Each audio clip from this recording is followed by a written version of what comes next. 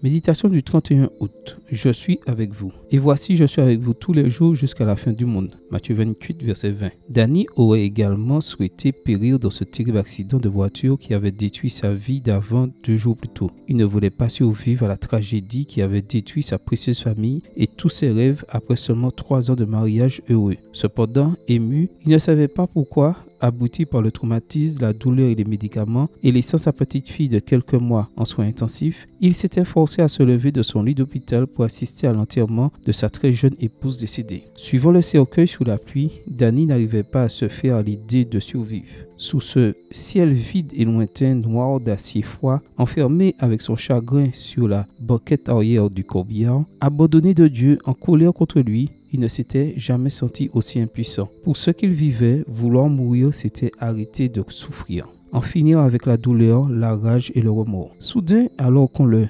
déchargeait du véhicule, qu'on l'installait brutalement, tout cassé dans un fauteuil roulant, une petite éclaircie s'est ouverte dans les nuages et un rayon de soleil l'a ébloui, tombant directement dans ses yeux blessés. Il eut alors l'impression qu'une voix lui disait « Je suis avec toi ». Et sans savoir comment, au plus profond de son être, une paix indicible l'envahit. Je suis avec toi. C'est comme si la vieille promesse biblique avait été réécrite pour y inclure son nom. Je suis avec toi, Danny, malgré tout, même s'il te semble impossible d'y croire. Ésaïe 54, verset 10.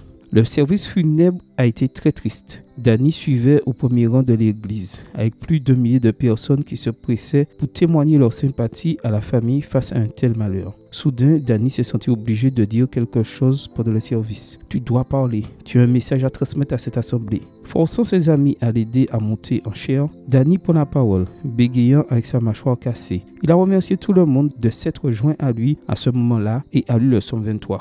De nombreuses personnes lui ont dit qu'elles avaient été touchées par son message de confiance en Dieu et d'espoir. Un message qu'il ne se souvient pas avoir donné.